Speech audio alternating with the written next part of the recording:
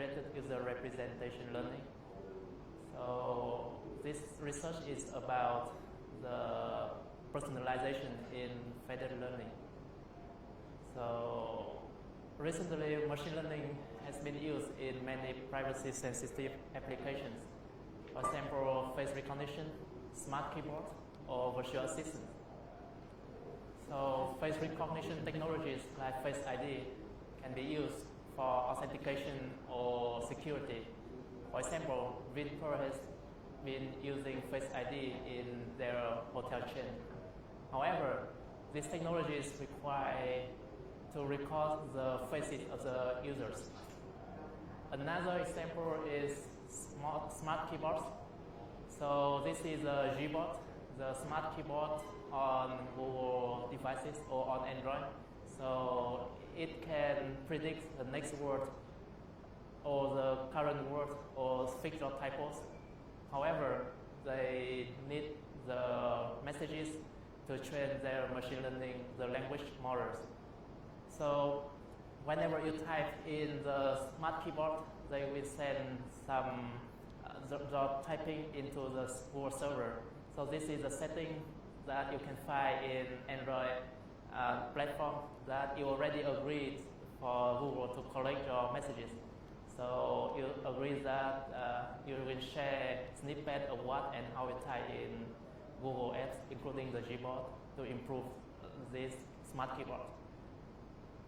However, the messages and what you type on the keyboards are really privacy sensitive. Imagine you type some password or your conversation with your lovers or your CEO, and the contents of your conversations is very privacy sensitive. And in the last example is the virtual assistants. So recently we have a lot of virtual assistants like Facebook Porter or Google Assistant or Amazon Alexa, and they can schedule your meetings throughout the day or call your contacts, your friends. However, they require to record your contact list and schedules on your calendar. So all of these information are very privacy sensitive. And recently, user privacy has become an important issue. This is because whenever a leaking of the data happens, the personal information will be accessed by the public. For example, the BioStar 2 company, they recently leaked the fingerprints of facial recognition and even other personal information which are used by banks, UK police, and defense firms. So imagine you collect a lot of faces from the users who check in the hotels in VinAI, then you have to protect that, and imagine sometimes easily leak even a little bit of the millions of the user faces, and it will cause a lot of problem for the company, and it will harm the reputation of the company. And even Google, they also leak the recordings of more than 1,000 conversations between the users with Google Assistant, and the conversation includes the personal details and medical information of the users. So there are many threats to the machine learning, and one of the biggest threats is the private data are stored on the server, either unencrypted or encrypted. So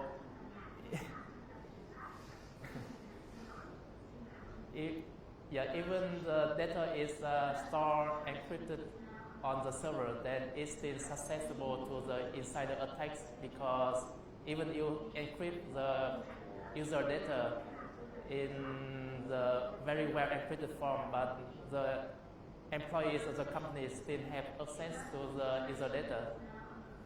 So storing the data on the server is not even in very well organized and with very good security and privacy permissions controlled on the company side, but it's not the silver bullet to this problem. And one example is that when there is an order from the court or government for the company to release the data from the users, then the company still have to obey the order from the court or the government.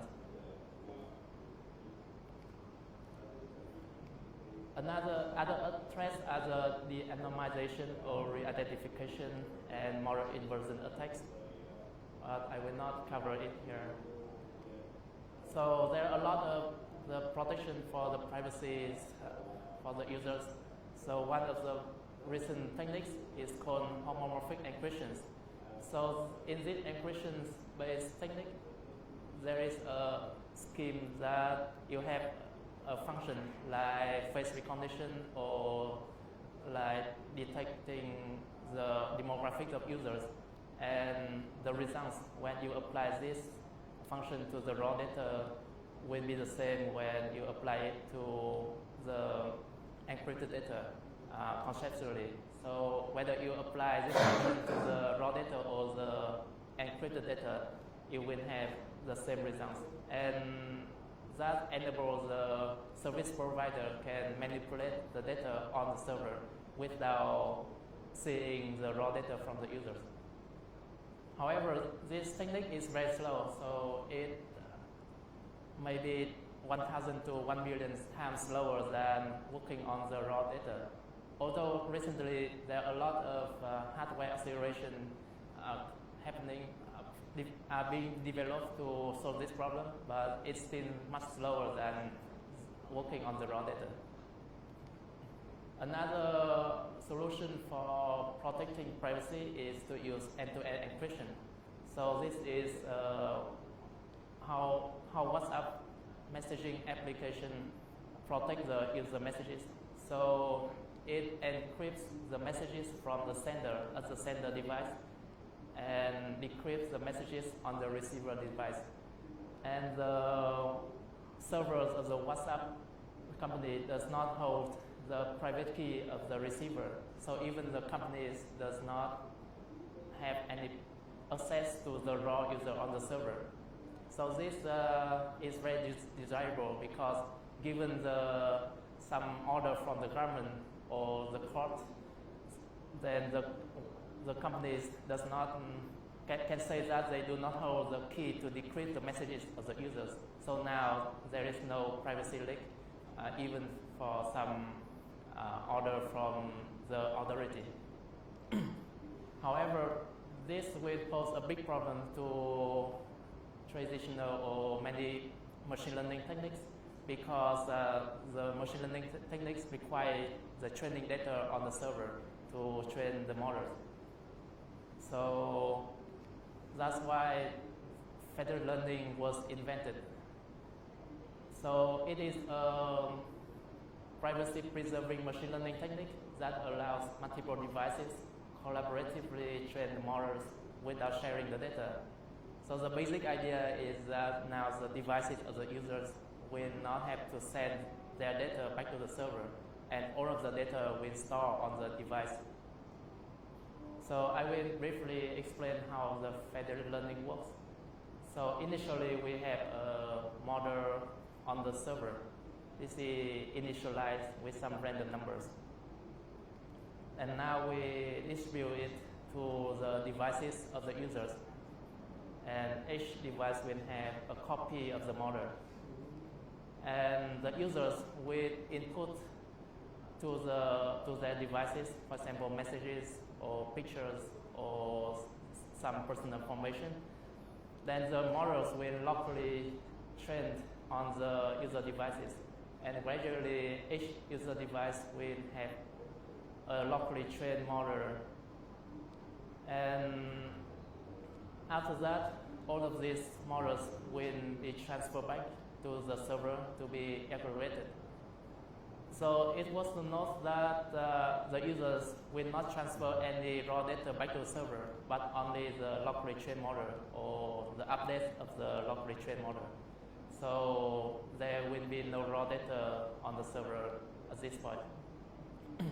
And the most common algorithm for aggregating the parameters on the servers is called Federated Aggregation.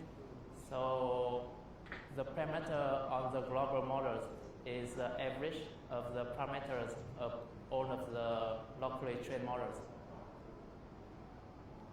And now we have a newly improved model, and we will transfer back to the user devices.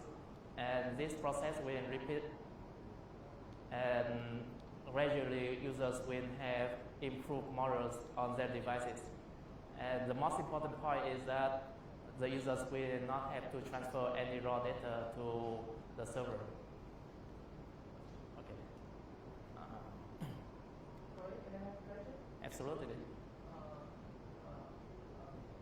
Is smartphone and copy the model of the I mean, if the model in the server is very big, so how can you install the model in the smartphone? Right. So the question is that if the model is very big, then it will not be able, we cannot store it on smartphone, right? So that's true that we cannot store a very big model like gigabytes models on the smartphone, but with some proper optimization or engineering, we can reduce the model size significantly into even kilobytes size. So for example, we have a lot of frameworks like TensorFlow Lite or PyTorch models, then we can use them to train and run the models locally on the devices. So even with the language models is very big, but we can remove all the unnecessary part and put only the necessary part on the model devices, and it will be doable. Okay. Do you have any other questions? Slides? Okay. However, there are, yeah. So like, if you put all your model on the phone, so like another company will break it out and copy it easily, right? Yeah, so we assume no security, perfect security on the smartphones. So your question is that whether other companies then reverse engineer this spike, right? Yeah, so that's true, but it does not. So other companies will not have will not have the infrastructure to continuously update these models, because the biggest problem is that we need to evolve the model gradually. For example, in about 1 or 2 years ago, people will talk about something else, like Donald Trump or something like that. But now today, people will talk more about the evolution. So the language will change over time. So we need to update the models continuously to get the best performance on the devices. So even other companies can get the model, but it's hard for them to continuously get or update the model to get the peak performance.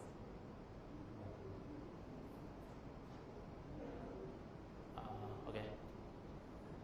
Does it answer your question? Because I think like your learning algorithm already in the phone, right?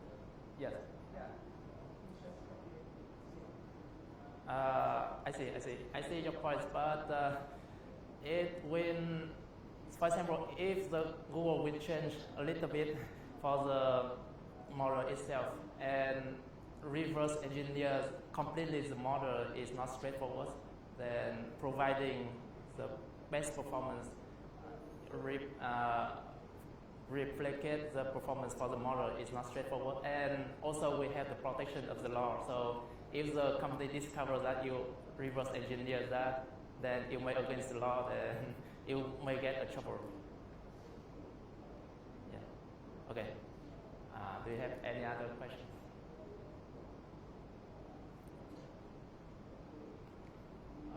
Okay, so there are a lot of challenges in federated learning. So the biggest problem is that the data on local devices are not independent and identically distributed and unbalanced. So for example, given a messaging app like Jalo or Facebook Messenger, then the number of the messages per day for the old users and young users may be different.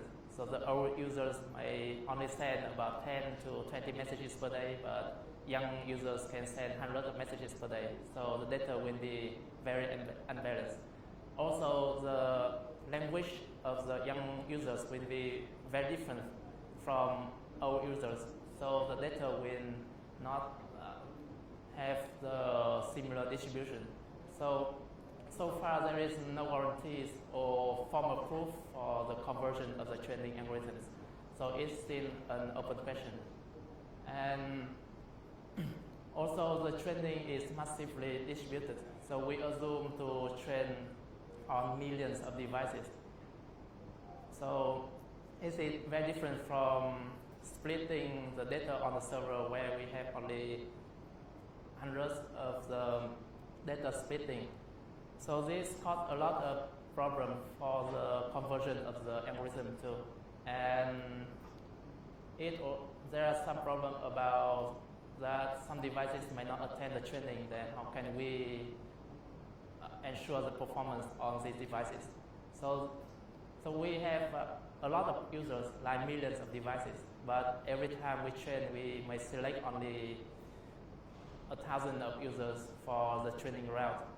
Then how can we ensure the performance on the users who not attend the training? And finally, the computation capability and the network connection of the devices are not similar. So some phones are much faster than others and have connection, much better connection, faster network than others.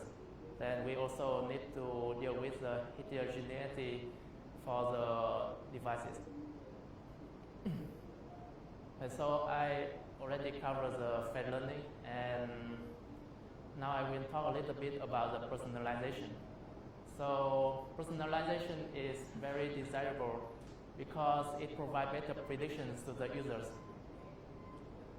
So the model can adapt to each user behavior of each user. For example, young users may have very different languages compared to old users, or female users will have different interests from the male users. So we need to have some way to personalize the model to each users, and thereby we will provide much better prediction or recommendation to the users. So the goal of this research is to design and implement and do the research on the personalization in federated learning. The biggest problem is that the most common algorithm for aggregating the parameter on the servers, called federated averaging, it does not support the personalization. This is because all of the parameters are averaged and shared to all of the devices. I will cover this on the later slides. And our approach is to learn the user embeddings or user representation in the federated learning. So this work, you can access it on archive or on the open review because we already currently is under review of the iClear 2020. So before going to the user embeddings on federated learning, I will cover how we learn the user embeddings on central server. So the user embeddings learn independently because the gradients of each user embeddings are independent. So for example, we have n users on the server, user 1 to user n. Then if the training mesh has only the data of the user 1 and user 2, then gradients of the user 1 and 2 will be not 0, while all of the other gradients will be 0. Then the train embeddings will have user 1 and user 2's embedding change, while all the other users will have the same user embedding with before. On the other hand, the user embeddings learn collaboratively through the shared parameters. For example, given a user embedding 1 input to the machine learning model through the neural network layer, then after training, for example, the first component may represent the language formality, and the second one represents the emoji usage. Then similarly, the corresponding components of the user embedding tool will have similar representations. Like the first component will represent the language formality, or the second one will represent the emoji uses. This is because of the share weight and the share loss function. For example, the values of the first component, the E1 is small, then the E1 prime on the user embedding tool cannot be too big, it cannot grow much larger, otherwise the loss function will become much larger. So the loss function and the share parameters will somehow force the values of the corresponding components on the user embedding have similar values. So now I will talk about how we use user embeddings in federated learning. So our approach is to jointly learn the user embeddings with the touch on the device. So originally, the federated learning does not have any personalization, and our approach is to put one personalization vector on each device to learn the representation of each user. So the naive approach is to transfer the whole user embedding table from the server to each user. However, it is not feasible. It is not feasible because it will cause the privacy leak among users and privacy leak from the users to company. This is because the user embeddings are very privacy sensitive. This because it is trained on the user specific data. So user embedding 1 is trained on the user 1 data only, and user embedding 2 is trained on the user 2 data only. So if we transfer all of the user embeddings to all of the devices, then user 1 will know the characteristic of the user 2, and the company will know the characteristic of the users, all of the users. And more importantly, shipping very big tables over the wireless networks to the user mobile devices will cause too much overhead for the network and also the computation and storage of the user devices. So we approach this by dividing the parameters of the model into two parts, the federated part and the private part. So federated part will be transferred back to the server and get aggregated here, while the private parameter will stay on the device and will be trained locally. So the user embedding 1 will stay on user 1's device, and user embedding 2 will stay on the user embedding on the user 2 device. So this way of using the distributed user embeddings, so one vector per user, have very low overhead because we already leverage the fact that the model is already distributed to all of the user devices. And it saves a lot of cost for training large embedding tables on the servers.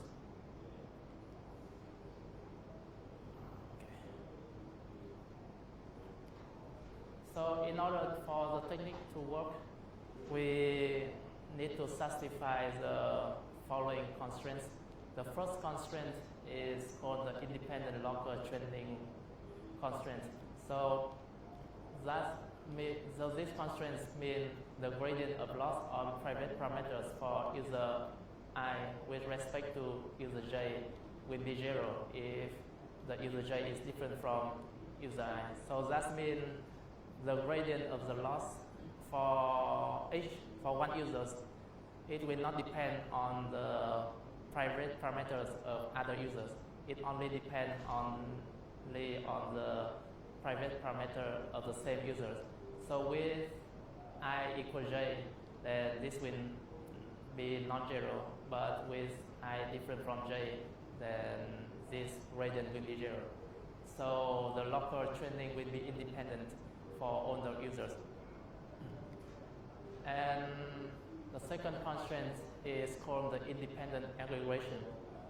So the first equation shows that the federated parameters will be updated based on only the update of federated parameters of the users and the statistics of the data, and it will not depend on the private parameters of the users.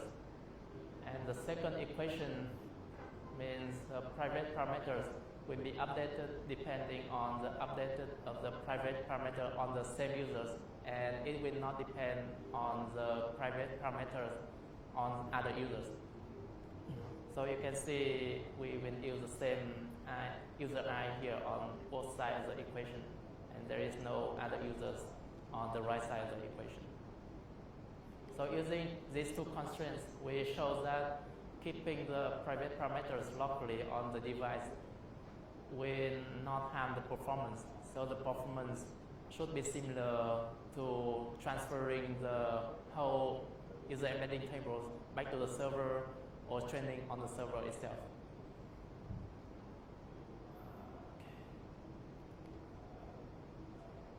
So we evaluate the algorithms based on the two following datasets. The first one is called the sticker dataset.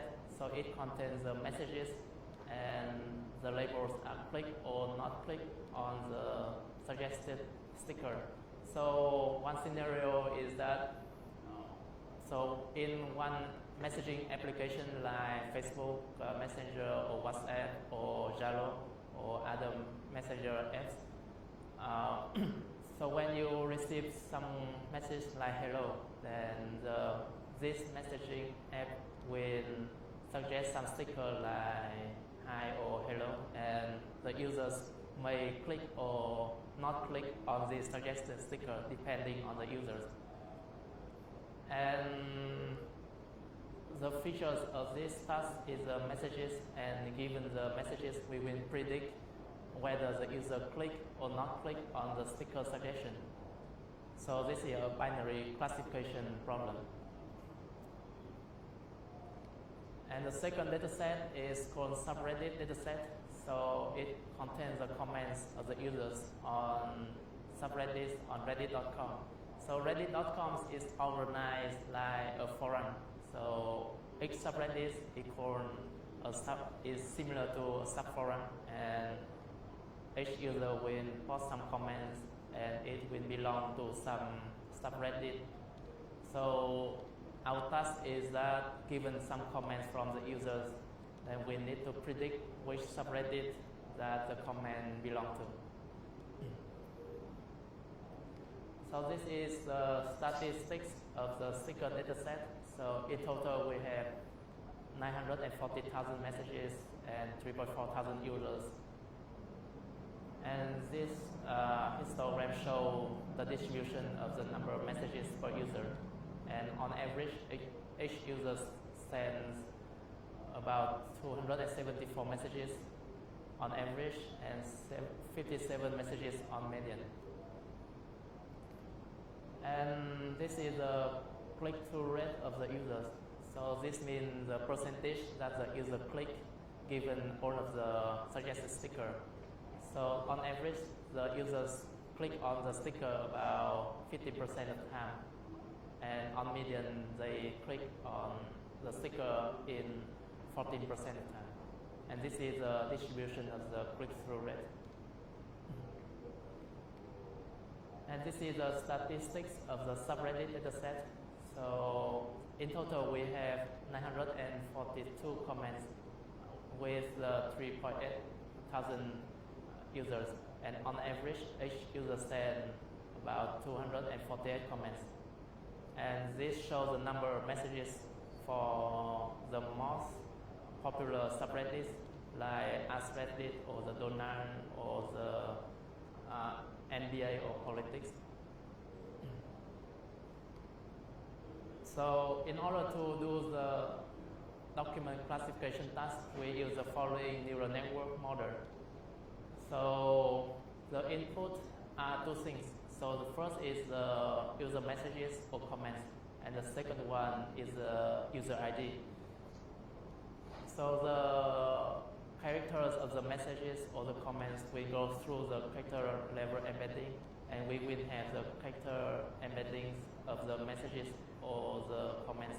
And the BLSTM, the bidirectional long short-term memory layer, will convert or make the input representation out of the input text. And the user embedding layer will convert the user ID to the user embedding vector. And the concatenation of these two user input representation and user embedding will go through the multi-layer perceptron, which is 2 or 3 layers of the neural network. And we will have the prediction. So we test the following configuration with and without personalization, and with and without federated learning. So we have the global server configuration, which uses a non-personalized model trained on the server. The personalized server is the personalized model trained on server. And global FL means the non-personalized model trained in FL setting. And finally, the personalized FL configuration means we train the personalized model in the FL setting. So this is the results of the AUC for the undercurve area undercurve for the sticker dataset, and the accuracy for the Subreddit dataset. So the blue and green bar are the non-personalized and personalized model trained on the server side, and the gray and the green and the orange one are the non-personalized and the personalized model trained in the FL setting. So the results show that the personalization does improve the performance significantly. So on either server side or in the FL setting, the improvement of the AUC and the accuracy are from the 8% to 51%. So even using the personalization itself, it already improves the performance. And the second result is that the personalized model trained in the FL have the similar performance with the centralized server, while the model will preserve the privacy of the users. So the drop on the performance is only 0 to 3.7%. But using FL, we will protect user privacy.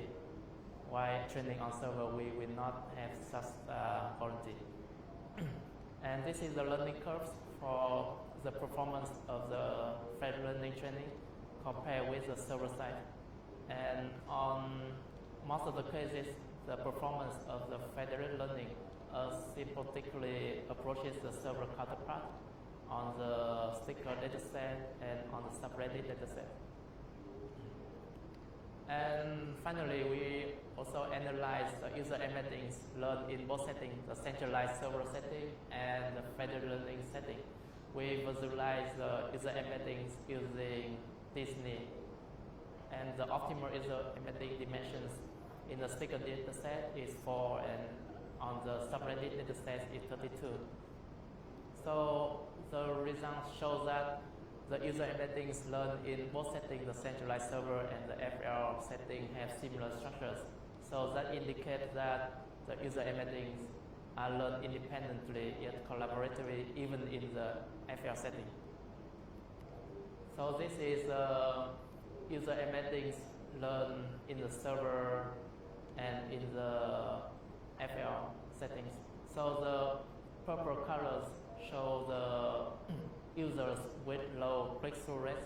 So this means the users rarely click on the suggested sticker, and the red color means the users with high click-through rate.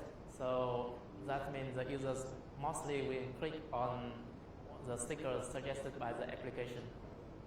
So the result shows that in the both settings, the users with similar CTR, either low or high CTR, are grouped together. So that shows the similar structures on both settings. And this is user embeddings in the subreddit dataset, learn in the server side and in the FL setting. So the color means the subreddits that the user comments the most. For example, the yellow color here represents that the users comment the most on the donor subreddit, and in the both cases we have the similar users grouped together. So that also once again indicates the similarity in the structures learned by the user embeddings in the server side or on the FL setting. Yes.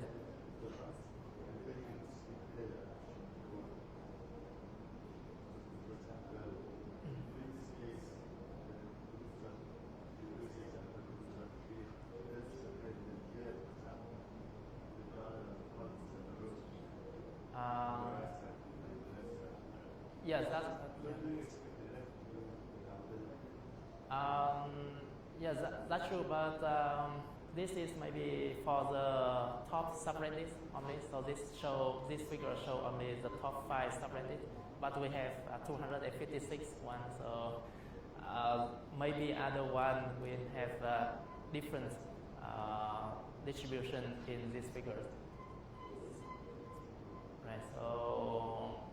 And also the Disney visualization method is just indicates the cluster. And, basically, we cannot rely on that to show how good the model is.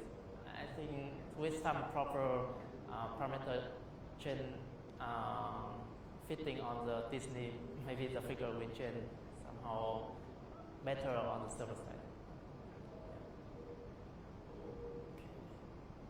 So the comparison of the user embeddings trained on the server, centralized server and FL is not straightforward because they are trained in very different way, completely different way. So centralized server will train centrally, and they do not have the average. They do not use the federated averaging to aggregate the parameters, while the FL setting they use the aggregation. So basically the training of the two settings are so different. So, but approximately we still see the clustering of the similar users together in both cases. So it is strong indication that the user embeddings, the personalization in the FL still learn the similar structures compared to the user embeddings learned in the centralized server. So in conclusion, in this research, we designed and implemented the first personalized deep learning in federated learning, and our technique provides personalized prediction while preserving the user privacy, and the personalization improves the performance significantly from 8 to 51% improvement in terms of the AUC or accuracy compared to the non-personalized model. And the federated learning provides similar performance with the centralized personalized model while preserving the user privacy.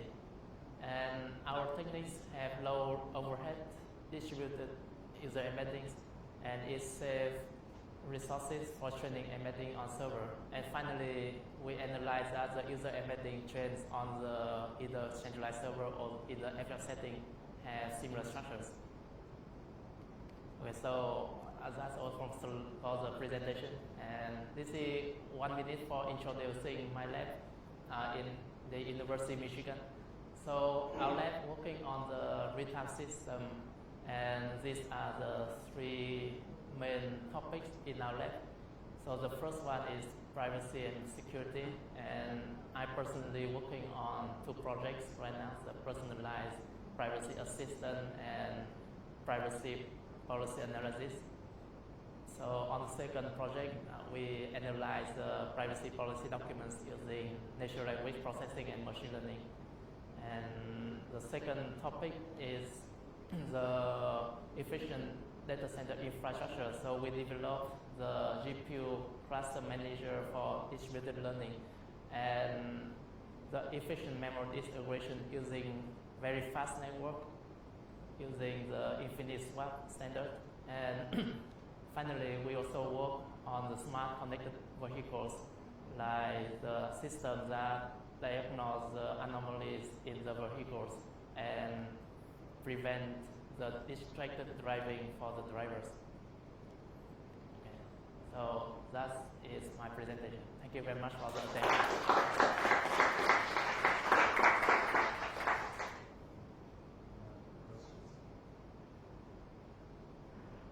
Yes. So what are some techniques to handle unbalanced data? So for example, a few users have clicked on the other sticker, but then some others they never click on the sticker. So how do we avoid having the distribution flip over to nothing rather than Okay, so your question is that maybe some users who have very high CTR rate, who click on the sticker a lot of time, have a lot of data, while the user who rarely click on sticker have much little data rate, and how can we avoid that the model will pull away to the high CTR users? So so in the aggregation algorithm, the federated averaging, we all use the weighted averaging actually. So we will weight the gradient according to the number of samples on each device. So that, for example, the weight for the users with more data samples will have lower weight than the users with less samples. Yeah.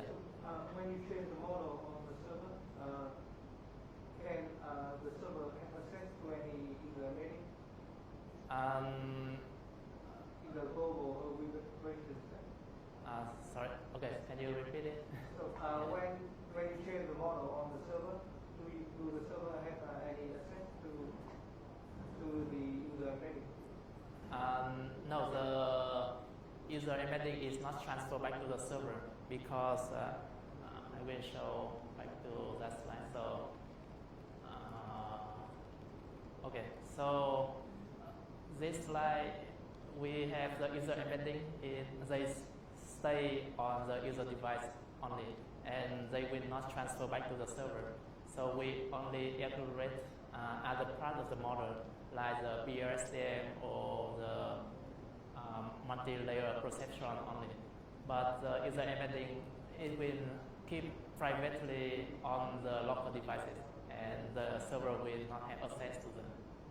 So, like for each training example, each user will have a different label, right? So yeah, sure. So when the server is trained, so what label for each training example, what label do we use? Because each user has a different label.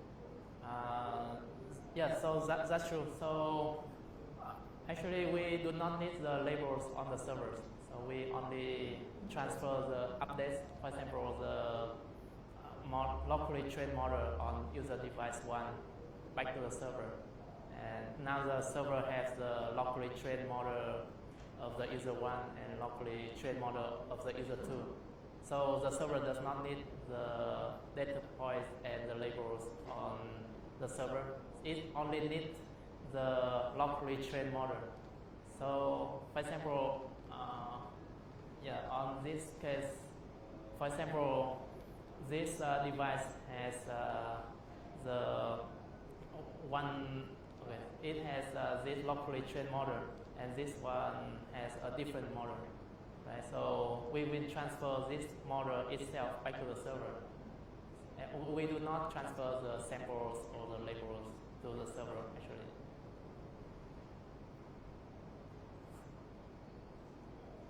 Does this answer your question?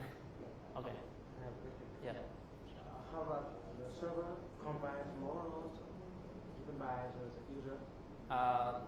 That's right. So, given the models of each user on the server right now, so we have the parameters of each of the model of each user.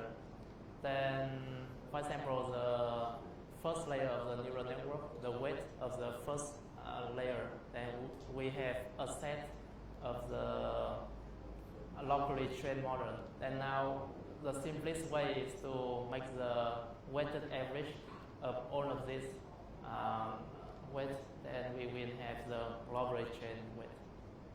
So I wonder, what is the difference between the Federated learning and ensemble learning?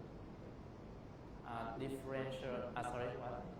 What is the difference? What is the difference between Federated learning and ensemble learning? Ensemble learning. What is the second? Sorry. Ensemble. Okay. That's right. So so ensemble learning, we have different models trained on the same data set, and after that we will get the voting of the prediction rate. However, on this case, the first difference is that we have the same model on each device. So now the models are the same, but trained on different data. So on ensemble learning, we have different models, but trained on the same data.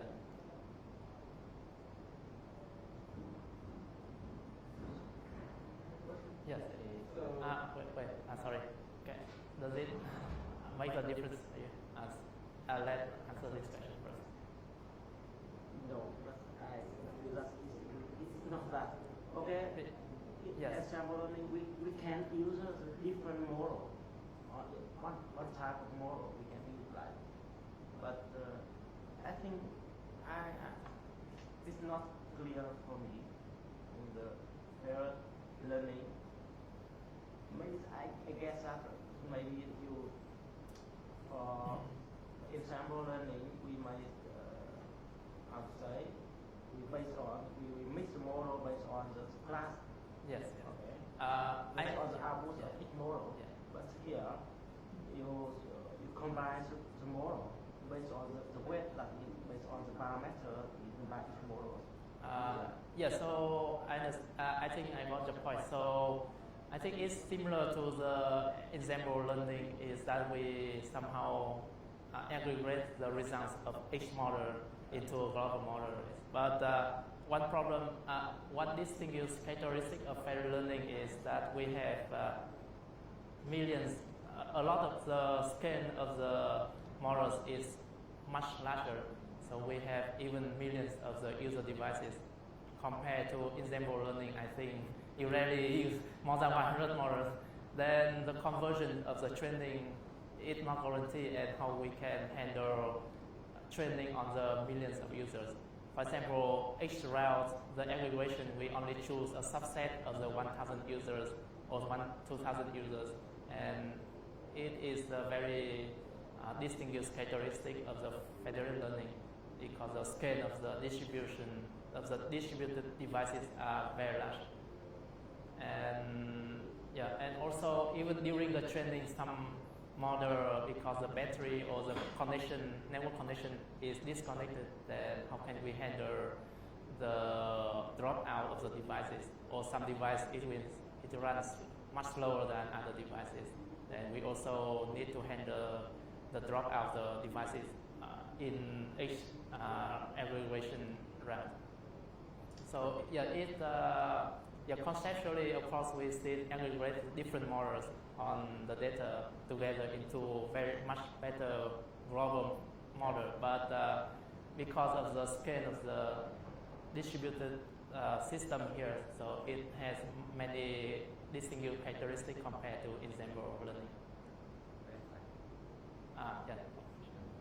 So, because we are talking about security, privacy, if we really want to somehow interpolate the model between the time before we process the sample, one sample from the user, and the before and the wait before and after process one sample from the user to somehow extract the interpolate back Do you mean we can intercept the trained model and get back to the raw data? Yeah. Because we have our privacy, so like if you guys can do something like that to extract the data of that user. Yeah, I agree that it is possible for the privacy issue, and it also causes some privacy leak. It does not guarantee 100% no privacy leak in this algorithm by using what you are proposing. But compared with sending the raw user data back to the server, it's much better. And also we can apply, people already developed the algorithm called secure aggregation, so that the aggregation of the parameters can be transferred very securely over the network. So it will reduce the privacy leak even more. And also we can use some techniques like differential privacy to protect the privacy of the data more. So yeah, that is how we mitigate that issue. Yes. So why we have to send the model back to the server? So why do we only train our local devices? So your question is that why do we need to learn locally? Why do we only learn locally, train locally? So why do we need to transfer the model back to the server? Yeah, so that's right. So one thing is that each device has very small number of inputs. For example, you only send about 100 of messages per day, but compared with the millions of users, we have millions of samples. Then with much more data, then we can have much better model. Because you want personalization. Yes. So, for example, at each global aggregation step, you only pick a random 1,000 users. Yeah. So let's say 1,000 users are young people. So when an old person gets the model from the server, so it may bias. Yes, that's true. That is one problem. One of the challenge in federated learning. How can we select the user so that the global model will not bias? But there are a lot of techniques, but this is orthogonal problem. So user selection is it is a challenge, but it is orthogonal with this one. We can have a lot of other user selection scheme, like we only select the users with sufficient amount of input, or so one way to do that is that on each device we also have some valuation function, like evaluate how value that the input of the user is. If the values is high, then we will pick those users, otherwise we will not. Then, for example, we can run locally that these users have very good input compared to other users. Then we can choose that users instead of other low value users. And however, the user selection is another orthogonal problem, and we can address it independently. But conceptually, it will following this scheme. So yeah.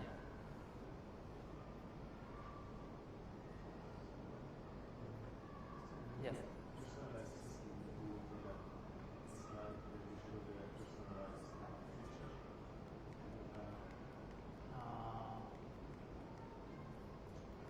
This one?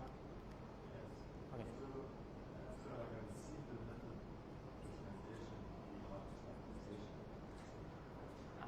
Could you?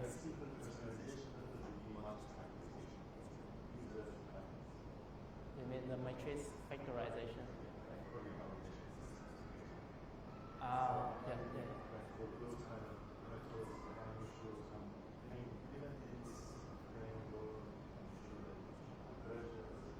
Yeah, so another paper already did that.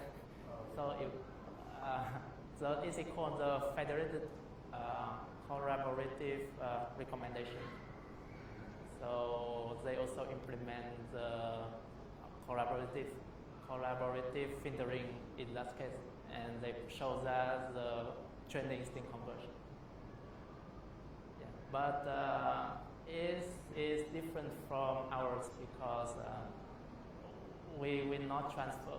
So that is a recommendation system. It is slightly different from what we are doing. They use similar setting framework as here, like they don't transfer the user and No, so in the case of the matrix factorization, they will have some function to distinguish which number or which value they should train locally and send back to the server. Why they still can, because of matrix factorization, I remember they divide into two stages, the factorization on the users and aggregation on server. Right. Actually, I think you can refer back to the server. I will point you to the paper so you can read the details more. Yes, sir. Someone try to put some wrong model and break that and send back to the server and what wrong Yes. someone change the model Yes. and wrong model Yeah. and try to send back to the server and after you break all and wrong Yeah.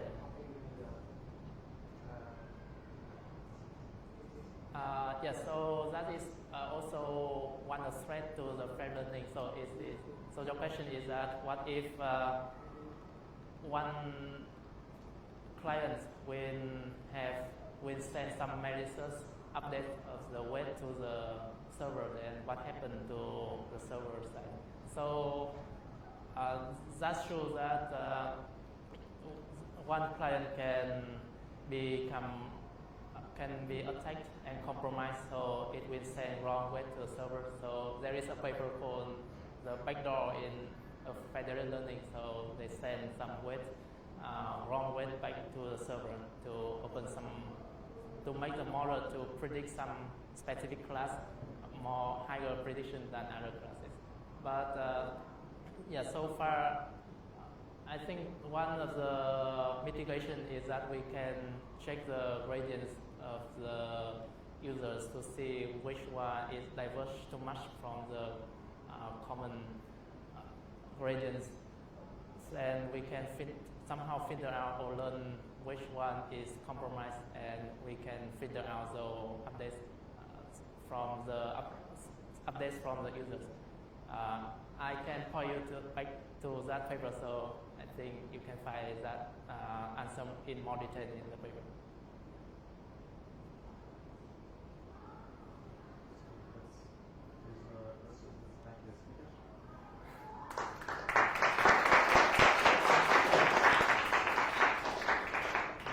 Thank you very much for the question.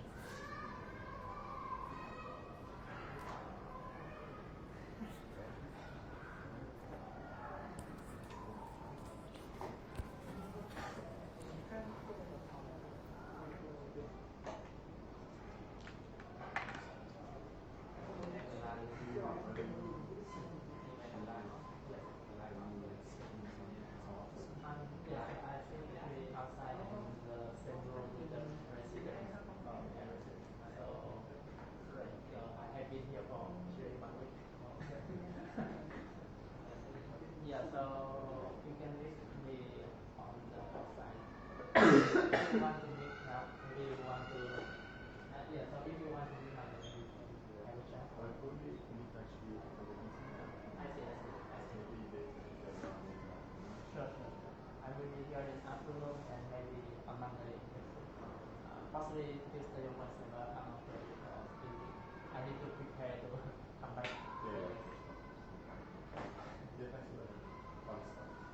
Yeah, hopefully